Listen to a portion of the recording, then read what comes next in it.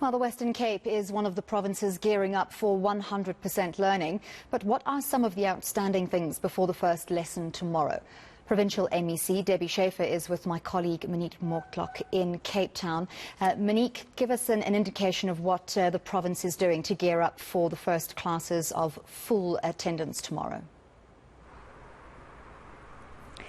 Now, it's not all the schools in the Western Cape that were on that rotational schedule. There were some schools in the province that have been able to do the full-time learning. So for them, it won't be much of an adjustment when that full-time schedule kicks into effect from tomorrow. We know that Western Cape Education MEC Debbie Schafer had been calling for the full-time return to school, saying that we need to get our teaching and learning back to where it was pre-pandemic for the sake of the learners. And to tell us a bit more about this, I have with me the Education MEC Debbie Schafer. Thank you very much for joining us. Just your thoughts on tomorrow. It's back to normal. How ready are schools in the Western Cape? Yes, I'm very glad it's back to normal. A large number of our schools have not been able to go back, particularly schools in poorer communities where they haven't had enough space, where they haven't had enough teachers and not that many online facilities. So I'm really, really pleased. We've seen a lot of learning losses happening over the last while, and it's really important for our children to get back to school. So yes, we are ready. We're as ready as we can be to welcome back 1.1 million learners in full every day, but it's a good move forward. And in terms of what you've been hearing from schools, from your principals, your teachers on the ground, has it mostly been favourable reception to this full-time returning of schools, or have there been some concerns as well? I've actually had overwhelming support for it. We've even had the unions pretty much all on board with this decision, and I think they've seen the damage it's been doing to our learners. So obviously we'll need to be careful, and we'll monitor very carefully that the right measures are being taken, and if we see any increase in cases, then we'll have to look at that. But generally speaking, we have had overwhelming support for going back, and even before that, I've been chatting to individual principals a month or 2 or 3 ago. And they were all saying, we really need to get our children back. So, I mean, it also helps, of course, that our teachers have had the vaccination. They've all been entitled to have it. So I think that does give a lot more certainty and assurance to our teachers as well that they are safer as well.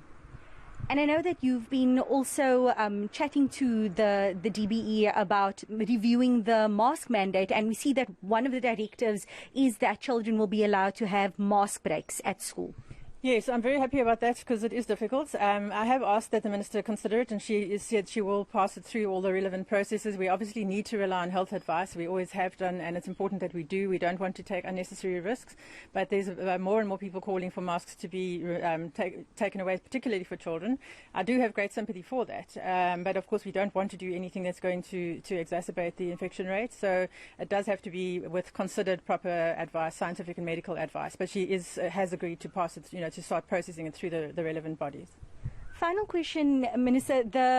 Earlier today in the briefing, the Minister was speaking about how infrastructure challenges like overcrowding in schools, these are challenges that we've had even before the pandemic, which we obviously saw taking a bit of a backseat as many schools were able to do that rotational learning, only having some children in the class. For those teachers and maybe parents and families who might be concerned about the overcrowding aspect and of teachers maybe not having control over learners coughing on each other, taking off their masks, we know how children are, what would you say to them?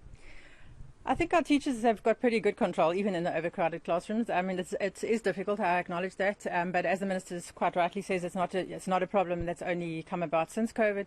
And our teachers, they have had to manage big class sizes for quite some time. So, of course, we also must just emphasise the ventilation aspect as well. That's really, really important. And I find some people just don't like air. I don't know why, but they don't like having windows open and doors open, and that is really, really crucial, particularly if you're concerned about things like that. We must make sure that we have adequate ventilation. But yes, it's not going to be easy, but we will assist wherever we possibly can with overcrowding and try and assist our schools as best as possible. Thank you very much. That was Western Cape Education MEC Debbie Schafer just chatting to us about her welcoming that move by the Basic Education Minister and National Government to have schools return to full-time learning. And as the MEC explained there, that it will be up to teachers, it will be up to schools to ensure that there's proper ventilation in those classrooms, especially where there might be issues of overcrowding.